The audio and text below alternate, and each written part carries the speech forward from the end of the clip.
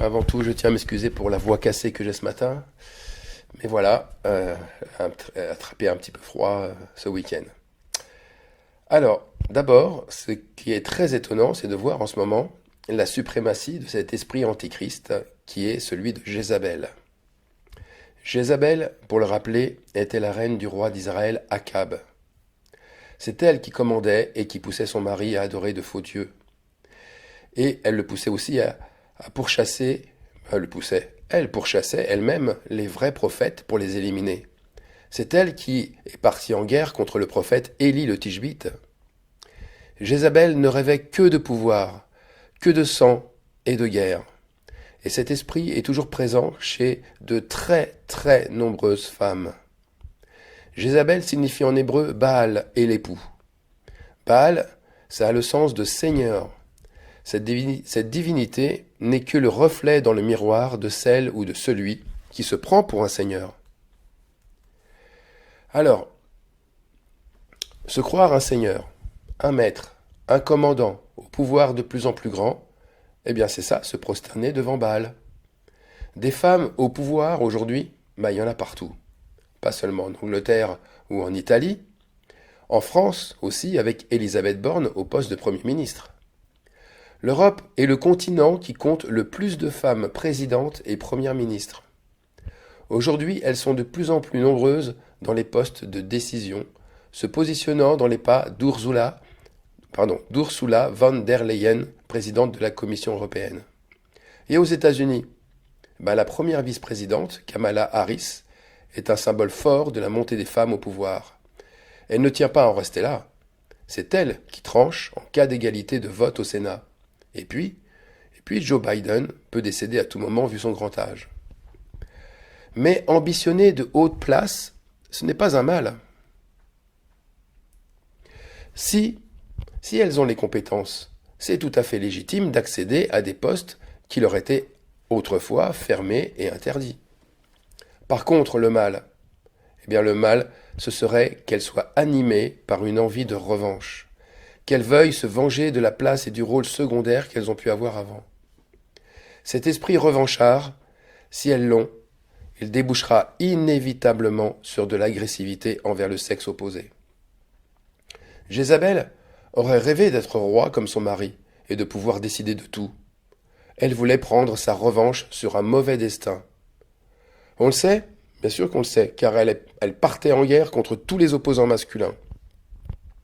Alors bien sûr, la plupart des femmes nieront cette agressivité. Elles répondront qu'elles ont juste un fort désir de reconnaissance sociale et d'égalité avec l'homme. Mais ce désir de vengeance, il est ancré bien profondément dans l'inconscient féminin. Et qui dit vengeance féminine, dit aussi impudicité. Impudique est aussi la signification du mot hébreu Jézabel. Parce que force est de constater, quand même, que beaucoup sont, parmi les femmes, aguicheuses. Elles cherchent à plaire, à séduire à tout prix. Et pourtant, c'est contradictoire, mais elles remettent en place les hommes. Elles ne leur font aucun cadeau. Elles leur donnent des leçons de vie. Elles se moquent de leur manque de maîtrise.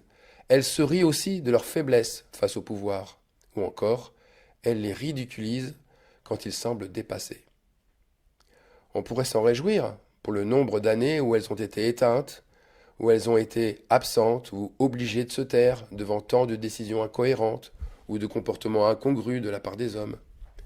Mais leur combat ne se situe pas dans l'espoir d'avoir une meilleure condition.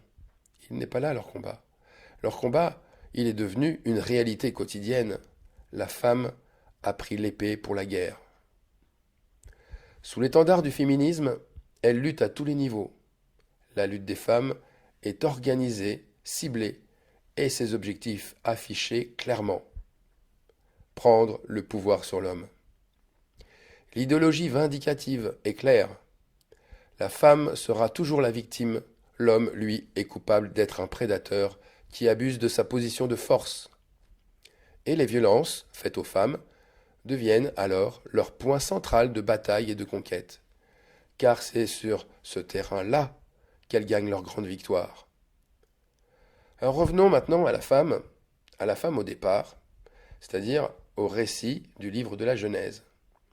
Elle a été conçue après l'homme dans le but de l'aider. Je lui ai dit de l'aider et non de le diminuer ou de prendre sa place. La femme était prédestinée à soutenir l'homme. Genèse chapitre 2 verset 18. L'Éternel Dieu dit, il n'est pas bon que l'homme soit seul, je lui ferai une aide semblable à lui. Mais voilà, avant sa conception, l'Éternel créa tous les animaux des champs et du ciel pour que l'homme s'en occupe et qu'il leur attribue des noms. Or, cela ne fut pas suffisant. Il lui fallait une compagne qui puisse partager son intimité, son langage et ses secrets. Un être si proche qu'il soit comme une partie de lui. Une femme devait permettre à l'homme d'évoluer dans sa condition humaine, qu'elle l'inspire à plus de bienveillance, à plus de bonté, qu'elle lui donne plus de confiance en lui, ou qu'elle l'aide aussi à se maîtriser dans des situations difficiles. Son rôle, sans se limiter qu'à cela bien sûr, devait freiner la pugnacité ou l'agressivité de l'homme, le freiner dans ses pulsions de guerrier, de conquérant ou de dominateur. La femme, elle a la particularité d'être incarnée par une écoute attentive et attentionnée. Elle aime protéger. Elle parle et elle agit avec douceur, avec la douceur, et cette douceur qui apaise l'homme, qui lui fait retrouver ses esprits. C'est elle, la pédagogue du foyer, et c'est elle qui règne sur l'éducation de ses enfants. La femme, elle fait résonner le cœur de l'homme et lui rappelle que l'amour est un guide à ne pas oublier. Or voilà, de nos jours, c'est bien le contraire qui domine. La femme fait comme Jézabel. Plutôt que de l'éteindre, elle attise le feu de l'homme, elle excite sa colère, ou elle écrase ses initiatives, puis, eh bien, elle s'attribue elle-même son rôle. Parlons des assemblées religieuses. Les assemblées religieuses, elles ne sont pas épargnées par le féminisme. Toutes ces femmes prédicateurs, toutes ces femmes pasteurs, prophétesses, parlent avec autorité, et elles remettent aussi à leur place les hommes. Elles ne sont plus une aide, mais un substitut. Elles le remplacent comme pour lui signifier son incompétence ou son inutilité. Alors certes, il faut le dire, beaucoup d'hommes ont abdiqué devant les revendications virulentes des femmes. Certes, ils ont leur part de responsabilité. Leur lâcheté ne les honore pas. Ils réagissent comme au début. Dans le jardin d'Éden, à la question de Dieu à l'homme s'il a mangé de l'arbre qui était défendu, Adam répondit, « La femme que tu as mise auprès de moi m'a donné de l'arbre et j'en ai mangé. » Eh bien, Akab, qui laissait sa femme conduire son royaume, était tout aussi lâche. Mais cela n'enlevait pas sa responsabilité envers les faux dieux vers lesquels il se prosternait lui aussi. Et sa mort violente, elle montre que la justice de Dieu ne l'a pas épargné. Il devait, lui, comme son épouse, payer pour ses crimes. Alors ce qui est devenu spectaculaire de nos jours, c'est cette position de la femme. Elle a pris l'épée du bourreau. C'est une coupeuse de tête. Elle est censée se battre pour donner la vie. Elle va se battre maintenant pour faire voter des lois favorisant l'avortement ou le mariage envers les couples du même sexe. Ça, c'est à titre d'exemple. Elle se bat aussi, et bien sûr, comme Jézabel l'a fait à son époque. Elle agit comme un démon le ferait. Elle attise le feu dans le sang de l'homme. Elle excite ses querelles, ses colères. Elle le pousse davantage dans ses ténèbres. Elle va jusqu'à l'inciter au crime. Jézabel, pour revenir à elle, avait poussé son mari au meurtre contre Naboth, pour lui voler sa vigne, sous prétexte qu'elle était tout proche du palais.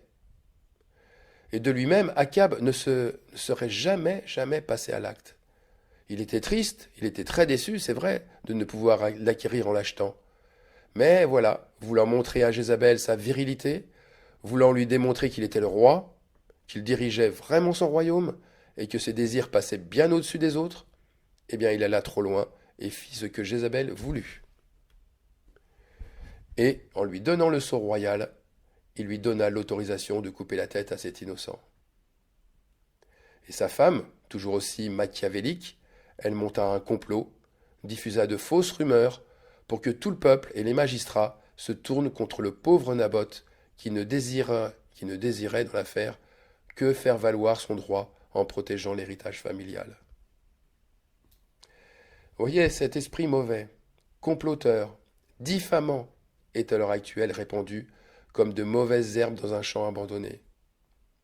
Les réseaux sociaux, les médias, ils ne cessent d'être les véhicules privilégiés de ces déferlements incessants de violence et de haine. Alors une question quand même taraude.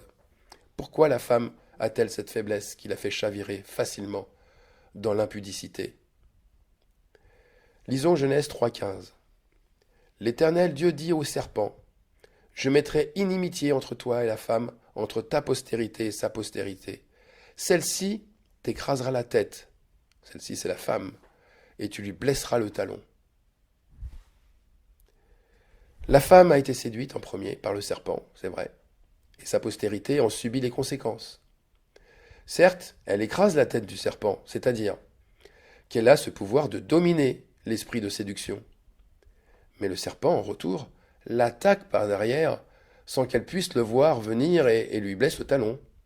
C'est-à-dire c'est-à-dire que son point vulnérable, qu'elle est loin de soupçonner, ce point vulnérable, ce venin, il est bien dans ce rapport de domination avec l'homme. Ce rapport qui la pousse à vouloir dominer celui qui la domine. Et celui qui la domine, c'est l'homme. Lisons la suite, Genèse 3,16. Dieu dit à la femme, j'augmenterai la souffrance de tes grossesses. Tu enfanteras avec douleur, et tes désirs se porteront vers ton mari. Mais, attention, mais il dominera sur toi. La fin de ce verset est vécue aujourd'hui comme la pire des injures et des malédictions données à la femme. Cela la fait hurler de contestation. C'est comme si elle hurlait de douleur parce que justement, un serpent l'avait mordue au pied. Or, cette domination n'est pas un fait contestable, c'est un fait visible de génération en génération. Et se battre contre cette domination naturelle, eh bien, c'est se battre contre Dieu. Le féminisme attaque Dieu en premier, en voulant changer la malédiction en bénédiction. Or, Dieu a inscrit dans l'ADN des hommes le fait de dominer la femme. C'est un caractère qui est devenu naturel, aussi naturel que de faire des enfants. Et plutôt que de l'admettre, que de chercher le mieux possible à rendre cette domination équilibrée, qu'elle soit juste et profitable aux deux parties, eh bien, beaucoup, pour pas dire la majorité, préfèrent s'y attaquer et lutter pour renverser la tendance. Les féministes n'ont pas compris que le serpent continue à leur mordre le talon, qu'il continue à leur susurrer à l'oreille « C'est injuste, révolte-toi ». La morsure du serpent, elle fait préférer à la femme la malédiction de l'homme plutôt que la sienne. Elle le jalouse dans son travail et dans sa réussite. Concrètement, elle préfère, elle aussi, forcer sur les heures supplémentaires, transpirer au travail, plutôt que d'avoir une grossesse difficile et douloureuse. Cette révolte, elle est quand même un petit peu différente, mais elle prend, en tout cas, une autre forme dans l'Église. Ça ne veut pas dire qu'elle est moins forte. On va lire Apocalypse 2, verset 20. Mais ce que j'ai contre toi, c'est que tu laisses la femme Jézabel qui se dit prophétesse, enseigner et séduire mes serviteurs, pour qu'ils se livrent à l'impudicité et qu'ils mangent des viandes sacrifiées aux idoles. Cette forme nouvelle, c'est celle d'un faux enseignement. Les hommes veulent la paix et ils veulent plaire aux femmes. Alors ils enseignent des mensonges. Ils mangent de la nourriture destinée aux idoles, c'est-à-dire qu'ils adoptent les idées des femmes féministes. Ils se laissent reprendre par elles lorsqu'ils veulent justement remettre de l'ordre dans l'Église. Ils adoptent leur mode de vie et par ce biais, ils font entrer l'impudicité dans le temple de Dieu. L'impudicité, c'est tout ce que nous avons décrit juste avant. Maintenant, ce qui est bon de retenir pour notre vie pratique à nous, c'est d'abord que Dieu laisse du temps à l'homme pour se repentir de sa lâcheté, et afin aussi que la femme se repente de son impudicité. Cette impudicité qui a donné à la femme un rôle contre nature. La femme, elle n'est pas destinée à séduire l'homme pour ensuite l'humilier et le dépouiller de ses fonctions. Elle n'a pas vocation à exalter les ambitions de l'homme. Elle n'a pas cette fonction qui vise à le pousser toujours plus loin, toujours plus haut, pour ensuite profiter de ses faiblesses, en ambitionnant sa fonction, et pour finir, prendre sa place. Cette aide-là est complètement diabolique. Pour adorer Dieu en esprit et en vérité, nous devons prendre parti pour replacer la femme dans son rôle premier, en montrant justement ce qui est saint et louable.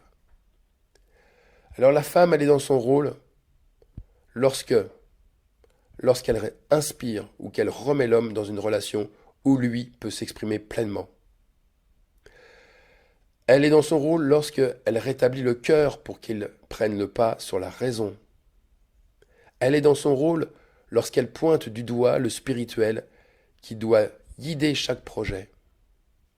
Elle est dans son rôle encore lorsqu'elle replace l'humilité au centre, là où l'orgueil et l'ambition ont fait des ravages par la guerre.